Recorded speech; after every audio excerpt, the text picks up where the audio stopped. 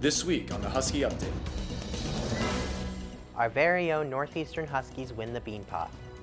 More information on former President Donald Trump, and a fresh look at S.J. Clarkson's Madam Web.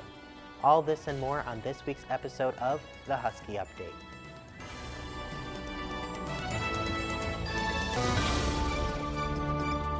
Your campus, your news, all the time. From the Showman Studio, here is the Husky Update. Hello and welcome back to the Husky Update. My name is Lawrence Brown and this is the week's news. Former President and 2024 presidential candidate Donald Trump has continued to make headlines in the past week as his legal troubles continue. A verdict has been reached in the civil fraud case brought by New York Attorney General Letitia James, alleging that former President Trump inflated his net worth to receive more desirable business loans. The court found that Trump overstated his net worth by as much as $3.6 billion a year as part of the judge's verdict. Trump was fined $354.8 million and barred from running a business in New York State for 3 years. The verdict was described by Trump's lawyer as a witch hunt designed to take down the former president before the election. If he is unable to pay his legal fines, the New York Attorney General has said she will seize many of Trump's iconic New York City properties. Days after the ruling, Trump received intense media coverage when launching his new shoe, the Never Surrender High Top sneaker, at SneakerCon in Philadelphia. The gold sneakers feature an American flag and a letter T. They retail for $399 a pair. Now we go to Esha for the lightning round. Thanks, Lawrence. Hi, I'm Esha Walia, and this is the lightning round. In local news, a large piece of a ship that wrecked in 1909 washed up on Crane Beach in Ipswich, Massachusetts over the weekend. The 53-foot-long section was originally a part of the Ada K. Damon, a schooner vessel that was built in 1875. The ship wrecked during a storm around Christmas in 1909 as it tried to haul sand to Boston. The trustees at Crane Beach are now using this as a learning tool, bringing groups out there to see firsthand the impact of climate change. In national news, a shooting occurred in Kansas City on Wednesday, February 14th, during a parade celebrating the Chiefs' Super Bowl win. The shooting claimed the life of a local radio DJ and injured 22 others. Almost half of those injured were under 16 years old. Kansas City police located the suspect 2 days later. 2 teenagers are now in custody and facing gun-related charges, along with resisting arrest. The incident reportedly began with an argument between a group of teenagers attending the parade. A few days later, 2 adults were also charged as they recovered at a local hospital. The shooting was on the 6th anniversary of the mass shooting at Marjorie Stoneman Douglas High School in Parkland, Florida. In international news, Alexei Navalny, Russian opposition leader, died last Friday, February 16th. The anti-corruption advocate was a large critic of current Russian President Vladimir Putin and was deemed as a prominent activist in many countries. The death certificate claims Navalny died of natural causes. However, several family members argue this may not be the case. We will provide any additional updates in the coming weeks. Back to you, Lawrence. On Monday, February 12th, the Northeastern Huskies collected their second Beanpot victory this year after the men's hockey team defeated BU in a 4-3 overtime victory. The game started evenly matched, with both teams having many quality chances within their offensive zones. However, BU was able to capitalize first, putting up a point just 5 minutes before the first period intermission. In the second period, the Huskies came back swinging, scoring 2 goals in the opening 10 minutes. Matt DeMellis scored the Huskies' first off a rebounded shot. The second was scored by Justin Ritzkovian, who shot at the boards before grabbing his rebound and sending a backhanded shot into the net. The Huskies would have finished this period with a tied score had BU's Lane Hudson not scored with just 8 seconds left in the second. In the third, and on the Huskies' only power play of the night, Jack Williams found the back of the net off a pass from second-year Vinny Borghese. With a tied score at the end of regulation time, the championship game was sent into overtime for the 17th time in the Beanpot's 70-year history. Moving to 3-on-3 play, Gunnar Wolf Fontaine was able to claim the winning goal, sending the puck past the goalie with just under a minute to go in overtime. With the final score of 4-3, the Northeastern Huskies claimed their 9th Beanpot title and their 5th in 6 years. Now we go to Armaan for the SGA update. Thank you, Lawrence. In today's special edition of the SGA Update, I had the privilege of interviewing the current president of the student body, Charlie Zhang. Hello guys, or kia ora, as we say in my home country of New Zealand, and I am now a graduating senior, 4th year at Northeastern, and I have an independent major in sociology, anthropology, and global strategy. Hailing all the way from Christchurch, New Zealand, Charlie's passion for advocacy and interest in integrating into American culture brought him to greater heights, one that he himself couldn't even imagine. Yeah, so I grew up on a farm. We grew olives, cherries, had a small vineyard, and that sounds very rural, doesn't it? And like New Zealand as a whole is like super isolated because if you look on a map, it's like at the back end of the world, to put it nicely. And I just wanted to go somewhere a bit further. And so in my last year of high school, I had some like of my own autoimmune issues that came up, and like I just wanted a bit of a change, which healthcare wise, bad decision. But like everything else wise, like experiential learning, doing like work while you're studying, and just kind of being in the US because it's a lot of like where the innovation happens, like has been really good. Charlie's autoimmune disorder led him to explore issues with Northeastern dining, joining what was then called the Food Advisory Board as Assistant Vice President of the Student Services Committee. Me and my friend Harrison, actually, we joined SGA at the same time because, well, he kind of knew what the sort of social cultural scene was like in the US, but me coming from like an entirely different environment, I had no idea about anything really in like higher education in the States. So I really joined it as a way to just learn more about different aspects of like campus and going to like university here. And then the other, I guess, like circumstance was that like I have an autoimmune condition affecting my diet. And so one thing that I really wanted to change was sort of the dining scene, because it's okay. It's not great now, but in 2020, it was abysmal. It was like terrible.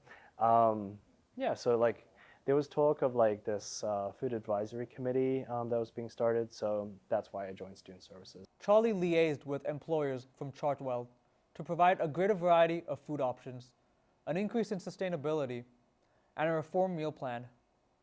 Eventually, Charlie took over as the Vice President of Student Services, continuing to not only expand the connection between SGA and Northeastern Dining, but exploring connections with NUPD, campus recreation, and wellness resources around campus. So I was VP for Student Services over 2 years, but really the first year was because Sebastian, who was the prior VP, he went on study abroad to Korea and decided that like, you know, it's a very engaged committee, as you know, and like at that point it was about 40 regular members. So it was quite tricky to kind of like coordinate all of that and also be abroad. So I've been his assistant vice president since my freshman year, and kind of just handed that role off to me. And because it was in the second semester, like there wasn't an official vote by Senate, but there was my second, I guess, official year. And then I had to go through that process again, which was cool. Harrison was my AVP during the first year, which was really nice to have someone who like I joined with and also support me through that journey. I think like an emphasis I wanted to put on it was like just like it's not that deep. Ultimately, like it's just another like I'm gonna say like club, because what you're doing is just putting in projects and advocating through those projects with administrators and like acting as a bridge between students and admin.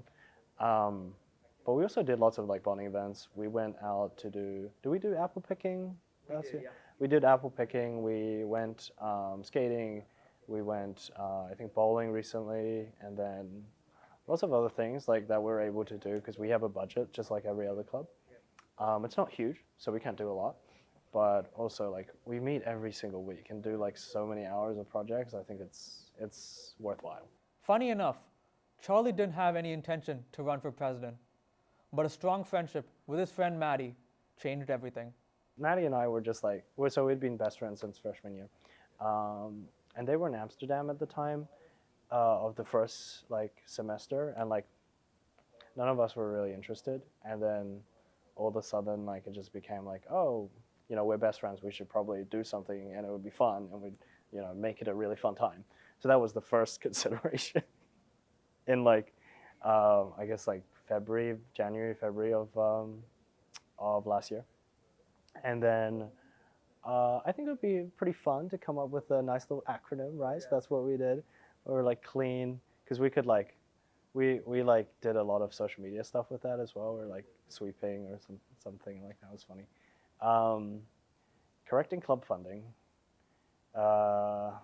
lowering living costs, which involved everything like to do with cost of living on campus, things like eating, dining through our dining program, or like housing and things like that, which we're making really good headway on because we have suggested a new meal plan for the Northeastern administration to take, which is already going through the stages of approval, and worked really closely with off-campus housing and things like that to sort of make resources more available.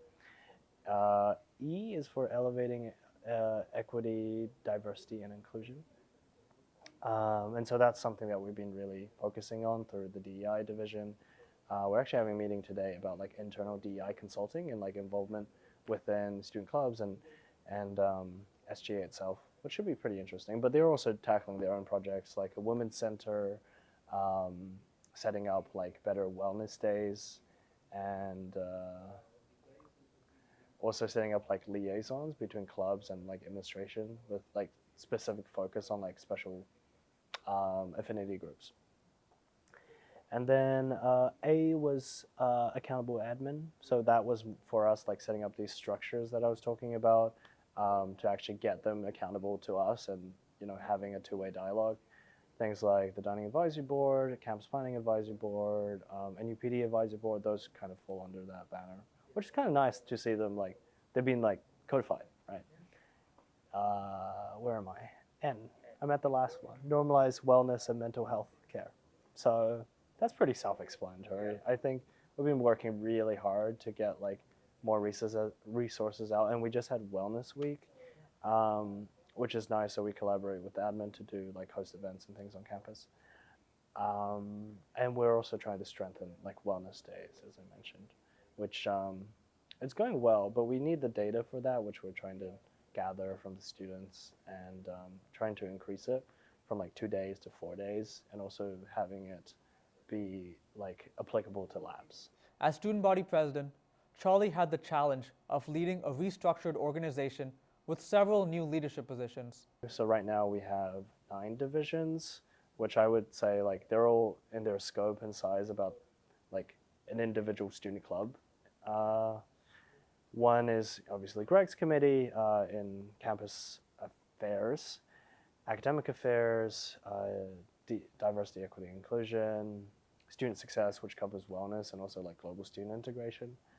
And then we have the student involvement board, which is like covers governance and sort of operations of student clubs, which is like our official liaison to over 500 undergrad student clubs now. And then finance board, which governs all the funding, paid through the SAF. And then we also have elections board, which has previously just been doing the direct like student body elections. But next semester, we actually hope they can facilitate some sort of senator election process, which is going to be pretty interesting because we haven't had that in the past. At least I don't think we've officially implemented it, but 30 years ago, I think they got to the proposal stage. Even with all the connections he's made with faculty, members of staff, and alumni, there was no doubt in his mind who he would miss the most once he graduates. Well, it's like plain and simple as just the other people. Very cliche, but like, why would I miss this? Like, this plan here, like, what else is there to miss other than the people? Like, Northeastern is really built by the students, so. And also the administrators. There's some really hardworking folks here. And it's like, I'll definitely be coming back very often. After a successful stint at Northeastern, Charlie looks to broaden his horizons in the UK, pursuing a master's in public policy. I have a few options, but they're in the UK, and so different country. Yeah. Might as well, right? I was thinking of working for a bit here in Boston, but that's changed somewhat. Like, I don't want to be a consultant. Like, that sounds so soul draining. So no, I'm looking forward to like doing a master's, and it's going to be in like public policy and development studies because I want to focus on food insecurity as an issue. So we'll see. I'm doing some internships in the summer in Europe generally, but Should be fun. As his time here comes to an end, let us appreciate the work he has done for our student body and not let his impact finish with him. If you would like to contact Charlie about any of your concerns, you can reach him at this email. I'm certainly going to miss you, and thank you for everything you've done for me and for all the students here. You're not going to miss me that much. You'll be seeing me, Well, hopefully. whether you like it or not. I will very much hope so. Well, thank you for joining me, Charlie, and Yeah, thank you guys cheers. for watching the SGA Update. Thanks, Armaan. Hi, I'm Eliana Zahalsky, and welcome back to Movie Review. This week, we are reviewing Madam Web, written by Matt Sazama, Burke Sharpless, Claire Parker, and S.J. Clarkson, who also directed the film. The film follows Cassie Webb as she discovers that she has the ability to see into the future.